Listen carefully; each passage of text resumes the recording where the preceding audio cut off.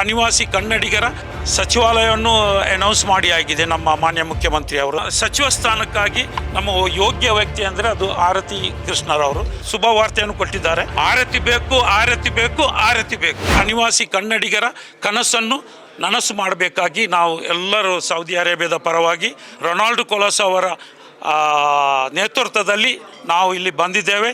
ಶುಭ ವಾರ್ತೆಯನ್ನು ಕೊಟ್ಟಿದ್ದಾರೆ. ಸಚಿವಾಲಯವನ್ನು ಅನೌನ್ಸ್ ಮಾಡಿ ಆಗಿದೆ ನಮ್ಮ ಮಾನ್ಯ ಮುಖ್ಯಮಂತ್ರಿ ಅವರು. ಅದೊಂದು ಶುಭ ವಾರ್ತೆ ಸಿಕ್ಕಿದೆ ನಮಗೆ. ಸಚಿವಾಲಯ ಆದರೆ ಇದೆಲ್ಲ ಅದಕ್ಕೆ ಸಚಿವ ಸ್ಥಾನ ಕೊಡಲೇಬೇಕು. ಅದನ್ನು ಅಲಂಕರಿಸಬೇಕಾದ್ರೆ, ಅದನ್ನು ಸದುಪಯೋಗ ಬೇಕಾದರೆ ಅದು ಸಚಿವ ಸ್ಥಾನ ಬೇಕೇ ಬೇಕು, ಕ್ಯಾಬಿನೆಟ್ ಬೇಕೇ ಬೇಕು. ಆದ ಕಾರಣದಿಂದಾಗಿ ನಾವು ಇವತ್ತು ಮಾನ್ಯ ಮುಖ್ಯಮಂತ್ರಿ ಖುದ್ದಾಗಿ ಭೇಟಿಯಾಗಿ ನಮಗೆ ಭರವಸೆಯನ್ನು ನೀಡಿದ್ದಾರೆ. ಇನ್ಶಾ ಅಲ್ಲಾ ಆದಷ್ಟು ಬೇಗನೆ ಅವರು ಮಾಡಲಿಕ್ಕೆ ನಮಗೆ ಭರವಸೆ ಇದೆ, ಅವರ ಮೇಲೆ ಭರವಸೆ ಇದೆ. ನಮ್ಮ ಸಚಿವ ಸ್ಥಾನಕ್ಕಾಗಿ ನಮ್ಮ ಯೋಗ್ಯ ವ್ಯಕ್ತಿ ಅಂದರೆ ಅದು ಆರತಿ ಕೃಷ್ಣರವರು. ಆರತಿ ಕೃಷ್ಣರಂದರೆ ಮಾಲನಾಡ ಇಂದಿರವರು.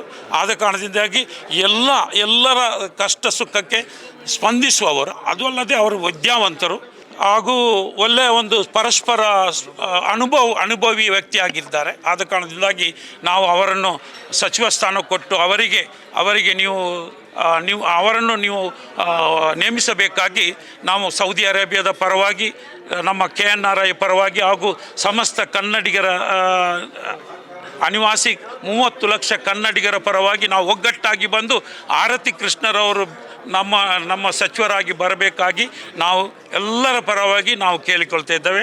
ಆರತಿ ಬೇಕು, ಆರತಿ ಬೇಕು, ಆರತಿ ಬೇಕು.